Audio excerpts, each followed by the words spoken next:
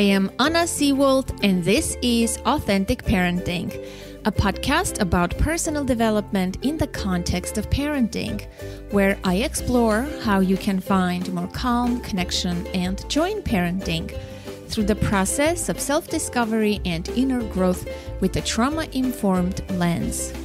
I'm a parent educator, and my mission is to help children by helping parents. The motto of this podcast is raising our children, growing ourselves. Today, updating your relationship with your parents, part 2. What you're about to hear is the Q&A session from my public conversation with Danielle Mate from our live podcast event. Part 1 of this series can be found in episode 361. In fact, if you haven't listened to that episode, then part 2 won't make sense. We hosted our first post-pandemic live podcast event. It was a huge success. We recorded a podcast in front of a live audience on the topic of the complicated parent-adult-child relationship. We know that many of you wanted to attend the live event, but couldn't for various reasons. Therefore, we're making the conversation available to you in this form. My guest for the live podcast was Danielle Mate. Danielle has appeared on the podcast before. In fact, his first episode 338, Healing Childhood Trauma in Adulthood, generated incredible feedback in our community. I decided to invite him back, only this time we did it in front of a live audience, a completely new experience for me and for our podcast.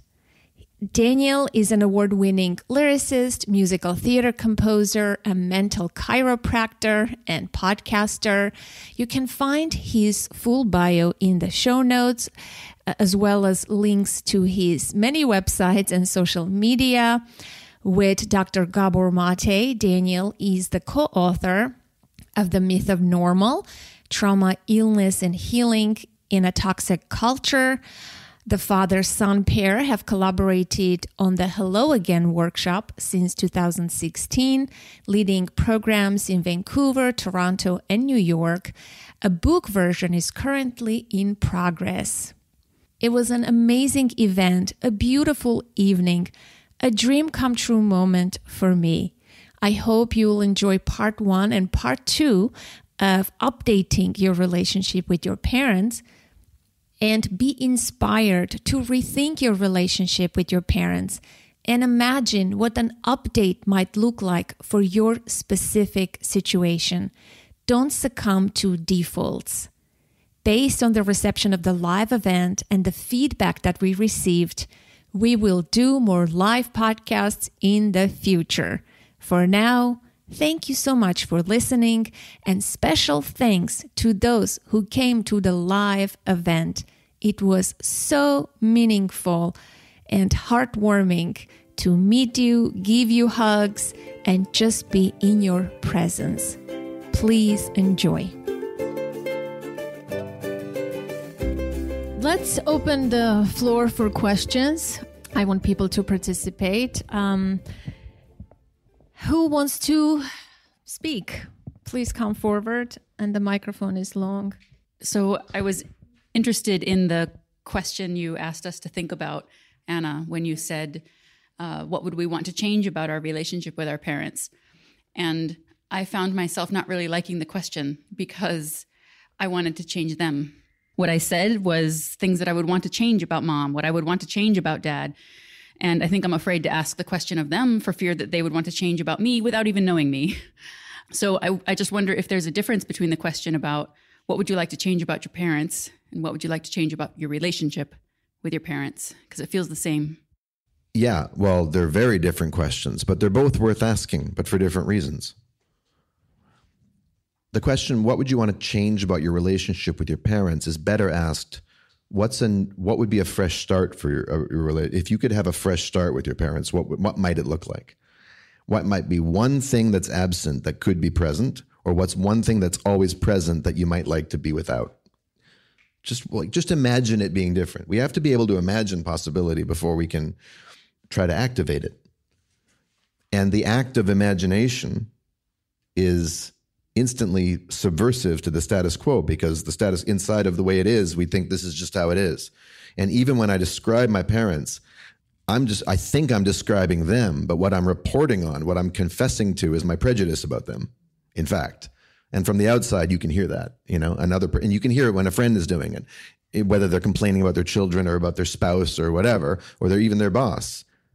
What they're telling you, no, I know this person, believe me, but what they're reporting on is, this is what I have never questioned. This is what I must believe. This is what I'm being right about, So this is the same thing with my parents, with your parents too. The question, what would I change about the relationship?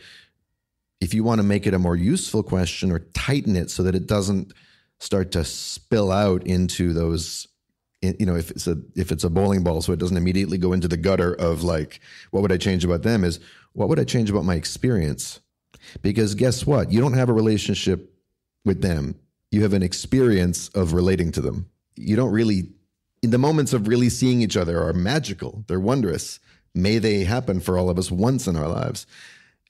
Meanwhile, we're relating to each other, and I'm experiencing what it's like when I'm relating to you, but I'm having my experience. And this is why we always say in our workshop that if you want to have a miserable fantasy-based relationship, make it relationships are 50-50.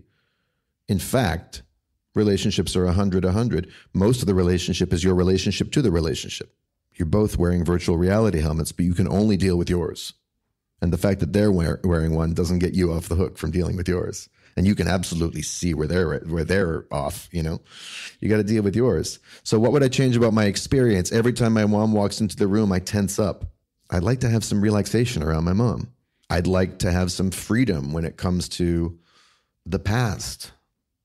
And this is where, like when I'm walking with my mental chiropractic clients, which is this modality that I do, we deal with intentions in a very particular way. Intentions is not a wish list. It's not aspirations. It's not, I want to do this. It's what am I interested in? Like, what experience am I committed to discovering for myself? Is it freedom, clarity, purpose, something that's missing that would really nourish me right now that I can't even imagine where the heck it could be. But if I could bring it in, I would. You could start to imagine. And now that's a more vulnerable thing than what would I change about my relationship with my parents? That's what am I longing for? And it's probably something I've been longing for a long time. And I've been trying to get by backhanded, underhanded, habitual, indirect means, and failing and beating my head against the wall and blaming them for it. If I stopped doing that for a second and I just said, what am I longing for? Then I would start to realize, oh, it ain't over there. They don't have it to give to me. And even if they did, I wouldn't be able to metabolize it. And I'm a grown-up. It's not their job anymore. And I wouldn't want it from them anyway. I want it for me. Now I start to put my focus on what's it going to take to have some of that in this relationship, whether it's coming from them or whatever I'm getting from them. So that's number one. But where it is useful to say is, what would I change about my parents? Is you want to go in kind of forensic and be like, what am I thinking is wrong with them? Like, what do I believe is wrong with them? What is this belief system I have about them? Why should they be this? What would my life be like if they were this other way? Well, again, all I'm talking about is my past. I'm just reporting on, it would have been nice if I had a father who could just relate to me instead of lecturing me. Yes, that would have been very, very, it would have been nice. It would have been, I was hungry for that. And I can connect with and have compassion for the child who didn't get that. Now I'm the adult who was the child who didn't get that. I will never be the child who might get it. It ain't happening. It's not what's for dinner. But it's useful to go in and say, okay, what am I criticizing them for? What am I thinking could be different about them? And what do I think? That's what I call your working theory. It's worth investigating with a critical mind. You learn some things. You get to see things a little screwy in there sometimes, and then when you try to true that up or juxtapose that with what your intention is. Let's say my intention is respect. I want them to respect me. Well, okay, so I'm longing for the experience of respect and honor. Well, if I look at what I'm assuming about them and the story, the narrative, the 24-hour subscription cable punditry service that's going on in my head about them. That, it's like one of these subscriptions that you signed up for once and you don't know where to find, like, you don't know where they're definitely debiting from your account every month. You get to say, oh, wow, well, there's no respect in that. There's no peace in that. It's incompatible. As long as that's running, I will never have the thing that I'm insisting they could give me but won't. So I'd say, again, paradox. Both questions are useful, but for different reasons. Yes, I was talking to Anna about this before. So with my parents, I don't know how much it affected me in my relationship with my adult children, but I know it affected their relationship, and how my father treated my mother definitely affected me with my relationships as an adult, romantic relationships. So I just thought you might want to, touch on that, a little bit about that. I mean, look, this is what I said to my dad. He said to me, I'm not responsible for your wound. I'm really sorry it happened. I was in some ways responsible. I wish I could do it again. I see the effect it's had on you, but I can't make it go away. And I said to him, what I ended up saying to him is, yes, you're right. You can't make it go away. And when I walk into a room with you, I'm bringing the struggles that I'm having in my life right now as a result of that wound. In my adult relationships, my failed marriage, my divorce, your parents are deceased. Okay, but you're still living out the consequences of who they were and who they weren't. And that's just a fact. That's just physics. That's not personal to you. It's not personal to them. It's not a judgment on anybody. It just is the way it is. So for them, if they were still alive, a fresh start might involve recognizing that and also being able to see, here's my adult daughter who's doing her best with that. And she has a path with it that's got nothing to do with me. Like she's working through that. She's doing her best. That's what my father sees with me. That's all I ever really wanted my dad to see. It's not I want him to praise me or whatever. I just want him to see the dignity of this human being who's doing his best under difficult circumstances. That's the respect I want, the honor, and it goes both ways. But yeah, and it's very tempting. I want to blame my parents for this and that, But it's one thing to make connections. It's another thing to blame. It's indisputably connected. But that's a neutral fact. Who I am is also connected to the potato famine of whenever it happened in Ireland and the butterfly flapping its wings in Mongolia. Everything affects us. That one affected me particularly directly and chronically and perennially as a child. It is what it is. There's nothing, there's no cheese down that tunnel again for this rat, It's all gone. So, but it helps me be vigilant too, because if I see the same things playing out as long as I'm still stuck in those patterns in my relationships, then being around my parents is really going to grate on me, because this is the place where I learned these coping patterns. This is where I learned to relate to women that way. This is where I learned to be avoidant or whatever. But then once I start to because it's mine and they can't help me with it. Once I start to get a handle on it, then I can be like, oh yeah, that is the past. And it's mine now to do it. I've got it. I'm taking care of it. Yeah. Now they never get to not be associated with it. It's not like they have nothing to do with it. They do. But I'm not going to use it against them. However, I do think that your parents have a special ability, like I said, to reinfect that wound. And if you know that, then it's up to you to protect. It's your wound. And you get to protect it and bandage it up and whatever you need to do. And if they're willing to see it and honor it, like if I knew that you had a broken knee at one point, well, I wouldn't invite, there's certain things I wouldn't invite you to do. And I wouldn't slap you on the knee to say, hey, pal, that was a great joke or whatever, If I know about the wounds you're carrying, that's going to allow me to treat you with more appropriateness, with more care and grace and elegance. Now, if I know that I had something to do with that wound, I'm going to be extra conscious, unless I'm all defensive about it. Be like, get that knee out of here. It's not my fault. So just, I'm trying to create a language where we can talk about the physics of the thing without it being about should or shouldn't or who's right or who's wrong. There's just, and it seems to me that these are the inevitable, inexorable consequences of everything we wrote in The Myth of Normal and everything my dad's been writing for 25 years. If everything he said is true, then this relationship should be very tricky, but it should be possible to navigate because it's not about blame in the first place. It's about understanding. There are a lot of answers to that question, the activity that we did in the beginning. And this one is about the longing. Most of them are about the longing. For them to be warmer, enjoy life, seem more interested in connection with me and my siblings and their grandchildren. Questions? Yeah, I mean, again, I would say that's I have a lot of compassion and empathy for that longing, but it's an old longing. And good luck with that. How are you going to get that from them? Maybe they're not warm people. What are you going to make it mean when you keep going back to the well for the gentleness and you don't get it, or the warmth? At a certain point, if we're sane, we realize, oh, it's not here. Now, that also means there may be some grief that we don't want to feel that we have to feel, but grief is good. Grief is the conveyor belt that takes us from this is how it was supposed to be to this is how it is. This one says, I want acceptance of myself as I am. Well, you spoke about that already. Well, I would say, great, go do it.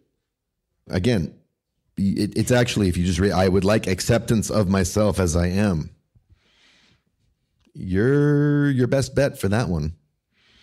Again, but it's nothing wrong with saying, I'm imagining a conversation in which I speak to them and I don't feel my experience of myself isn't diminished in conversation with them. That's different than saying, I want them to accept me as I am. I want to have the experience of integrity, no matter, even if the most difficult person in the world, which is my mother, is in the room. Now that's a longing for myself. Now I want that for myself. And there does seem to be a thing that when we stand up for it for ourselves and we're willing to supply ourselves with it, then our parents can sometimes get the cue that, oh, this is a person. You know what I'm saying? When someone respects themselves, it's a lot easier to respect them. When a 60-year-old adult child comes to their 90-year-old parent and says, I wish you would accept me as I am, that there's something in the 90-year-old that's like, get this undead creature away from me. Like the night of the living toddlers or something, So we have a lot to do with it, I think. Yeah. But there is a lot of grief that has to happen in this relationship. We sort of don't think like that, unfortunately. I had one client years ago. She didn't have a good relationship with her mother to begin with, and it was the pandemic. Her mother came to live with them and help with the kids and all, and they were fighting, and it was ugly, and they both, worked with me. And the mother didn't want to change her ways, and this woman wanted her mom to change, and so that they can finally have the relationship that she always wanted. And one day I said, you know what? It's not going to happen. You just have to accept that what's available in this relationship with your mother. Like, what is your mother capable of giving? And she started crying and she said, I guess it's not worth it. This is a loss for me. She said, but I was holding on to this fantasy for so many years.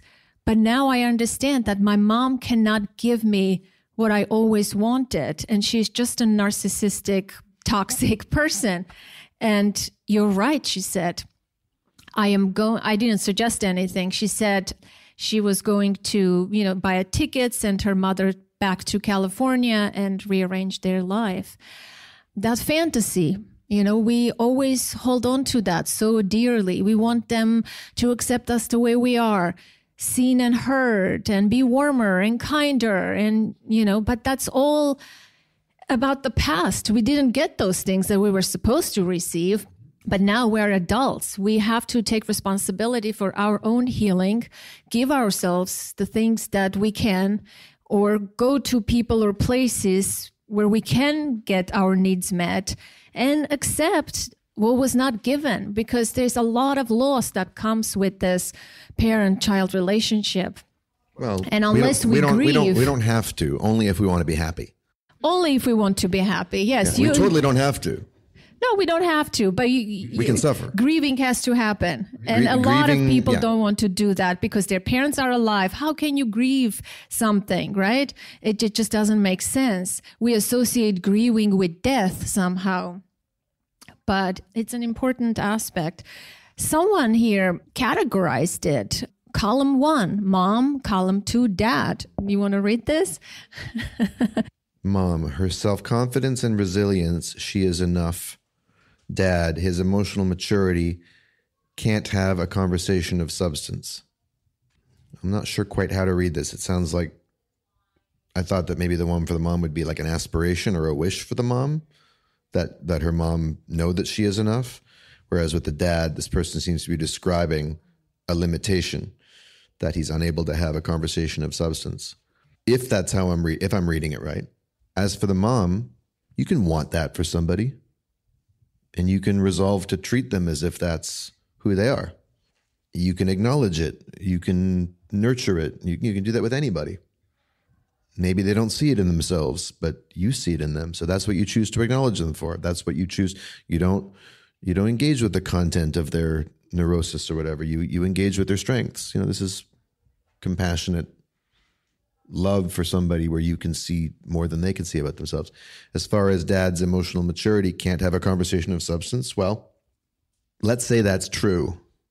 And there are many, many, many, I'd say especially men in this culture of whom that is just true, or it's fair to say that they have a real limitation when it comes to emotional bandwidth and the comfort or even the know-how of intimacy and just, revealing themselves. That could be stated as a neutral fact that that's my dad's limitation, or it could be stated as a complaint. That's like a problem that my dad is this way and he's going to have to change for me to be at ease or at rest. But again, that comes back to me. What do I think I'm lacking that somehow he could give me? If I imagine that he could have a conversation of substance, what would change about my life? Or am I just trying to get a redo on ancient history, which isn't going to happen? I might have to just sit with my emotionally limited dad. If my dad was blind, literally couldn't see, I would have a father who's unable to see. He doesn't have that capacity. I wouldn't make a thing out of it. I would just have to deal with my disappointment. And grief is one thing. Disappointment is also another thing. Our parents disappoint us a lot. We have to deal with our own disappointment. Ouch. And it's not their fault, but it's certainly the case. Okay, yeah, thank you. Why is it that you think children hold their parents to such a high standard, right? Because if we look a little more objectively, our parents did the best they could because they didn't receive from their parents what was needed. Like what we're talking about takes a lot of work, right? And I'm a parent, I have a 10-year-old and a 6-year-old, and I know, and I do this work for a living, like inherited trauma. And it is so hard, even for me, to be the mother that I can imagine, right? We would want a mother to be. Where do you think that's from? Is it cultural? Is it societal? Like, where did we get this idea that a parent, a mother and father have to meet all these needs for us? Or is it just biological? And can we maybe soften our expectation and, like you were saying, see them as these vulnerable humans that are doing their best with, it's not easy, right, for any of us, but I feel like even when we're 60, we're still holding our parents. Like I have clients who are still waiting for dad's approval, still waiting for mom to look them in the eye and say, I'm so proud of you. It never ends. And so, yeah, how can we let that go, I guess, and give it to ourselves? Because that is the only way I've found so far. Sure. Well, I think every factor you listed is in the mix. It is cultural.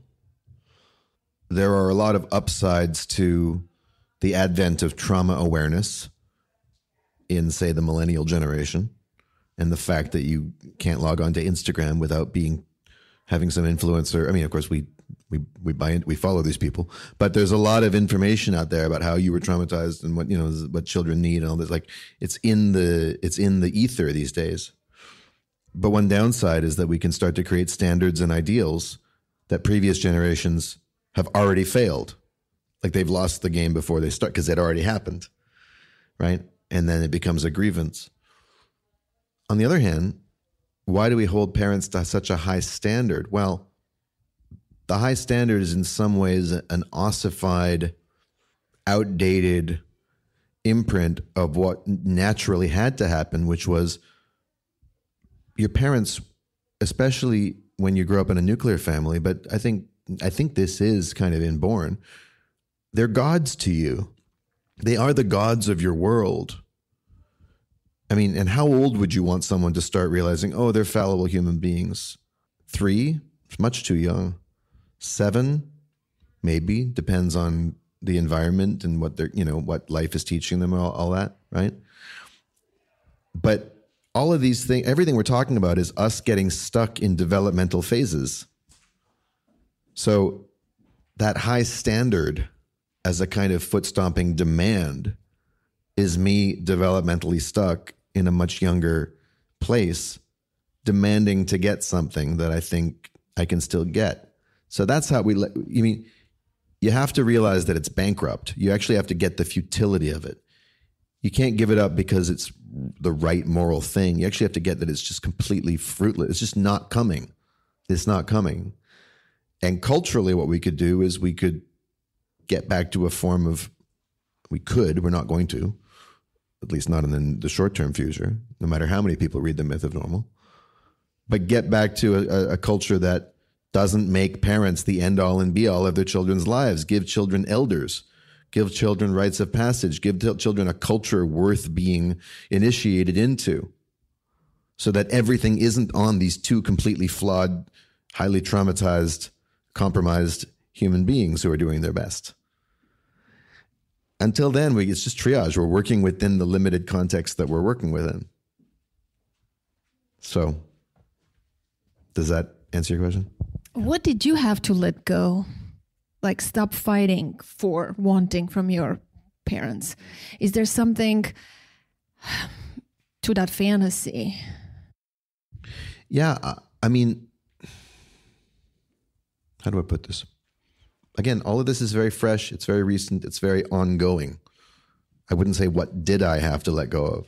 I'd be like, what am I in the process of just shedding, Because it's an active thing. It's like I have to keep, because it keeps coming up, and I've got to disabuse myself of that. I got to change my habits of mind so that it no longer becomes part of my view. I'm updating my view, which takes practice. I have to stop. I don't have to. I'm endeavoring to stop trying to make my parents into people I like more and respect more, to meet my preferences. I have preferences. I wish my dad was more this. I really do. There's things about the way he operates in his life and in the world that I have strong opinions about, that I have observations about. I can see the flaws and I can see the trouble it gets him in. I can see where my mom trips herself up. I can see where in conversations they can each be shifty in certain ways and not be direct. And my lifelong, and this is, like I said, the prototype that I default to, according to our model of prototypes, is the aggrieved one, which means I've got a list of grievances and complaints. I'm always on the line to customer service, on hold. They never pick up. And, underneath every grievance, there's grief that isn't being felt. It's true.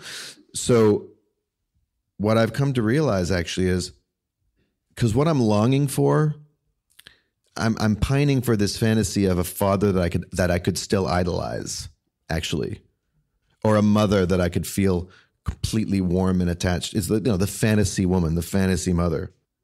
Because I haven't grown up, because I haven't accepted the futility of that. I haven't gotten that that's bankrupt. And as long as I'm demanding that from my mother, then I'm going to be seeking that from the women that I'm trying to be in relationships with, right?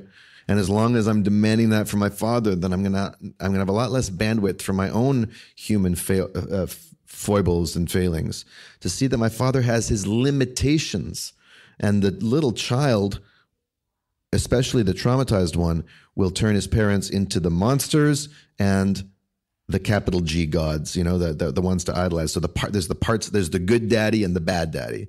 and it splits it into a binary, as opposed to really synthesizing them and seeing, look at that human being who is not me and is living out his own life, and he's going to live in his way and he's going to die in his way. And I can't save him, and I don't need to. And if I tried, I wouldn't be doing him any favors. That's not what loving him means. I don't need him to change. I get to live in a world where he is who he is, and I'm the one who has a problem with it. So what am I trying to change? What am I trying to get? Again, getting forensic with it. What do I think is unacceptable here? And just sometimes I talk to a sibling of mine, one of my brother or my sister, and we have a conversation. I'm like, have you ever noticed this about Dad? They're like, oh yeah, totally. But it doesn't seem to bother them the way that bothers me. It's just a neutral fact, because people are allowed to have their limitations. It's the little toddler in me that wants them to be perfect, and that perfect according to my fantasy, and is still enraged because I'm taking it personally, because in my perception, those, and probably accurately, those failings, those character flaws, you could say, and we all have character flaws, are connected to the wounds that I sustained. But that doesn't mean he should be different. I feel like, I'll give it to you. I feel like when I became a parent, I let go of a lot of those grievances, and I started doing things onto my kid, I guess, and not worry about too much what I didn't get from my parents. The focus shifted. It sort of tilted, because there's so much work to be done here. I sort of, let that go. But you have a question. I was just wondering, what is the fine line where, in a toxic parent relationship, like a narcissistic parent, or where do you draw the line on updating or disconnecting, Yeah, well, because I totally see what you're saying, that you have worked together and that work brings, a lot to other people. So you have that need to disconnect, but also we enjoy, even if we didn't have that connect, work, I mean, it would be worth, but it would be worth, we would be connected even if we didn't have the work. Right. But there are people then, are you speaking for yourself? Yeah, for myself. Well, and also what you were mentioning about the woman who sent her mother, I guess that was when you took the quick break, but the woman that sent her mother home to California, at what point do you protect the wound? Like, you're working on the wound, you're healing your own wound, you're bringing that to yourself, what you needed. But at what point do you keep letting them, or does it just, all of your work help keep the scar harder, or not harder, that's not the right word, more repellent of what's happening? Yeah, well, no one can tell you where that line is. Just like, I sprained my ankle a few weeks ago, quite badly, and it's still quite swollen. At what point did I start walking on it without a cane? Well, I was walking through Philadelphia this morning, walked for about 25 minutes, and it was like hurting by the end of it. Well, the question is, I sat down at breakfast. How long did it take with a little stretching for it to stop hurting? If it had hobbled my day, that would be one thing. It didn't. It was residual. It's still strengthening. So what's the intelligent thing? Well, okay, just be mindful of how far I walk, take breaks, make sure I stretch, and just watch it. Just be mindful of it. Now, if it got to the point where it was cramping my style and actually risking making it worse, because what's my long-term intention is health and stability and strength and mobility and flexibility and dexterity and all that. So I'm the guardian of the wound. What does it want from me? What does it need to heal? It's moment by moment. It's case by case. And in the case of, malignantly narcissistic parents, which I'm hearing more and more and more about, I think there was sort of a rash of it in several generations, it seems. What's your bandwidth? What are the costs? In what ways is it aligned to stay in relationship with them? Might be aligned with my moral values. Might be aligned with my standards and ideals for myself. Okay. What are the costs? Is there another way to engage? You just have to, every person has to sort things out, but it's about alignment. It's not about, there's no checklist. There's no one size fits all. Yeah. But that is the question. Where is the line? And I think it's ultimately, that depends on your intention.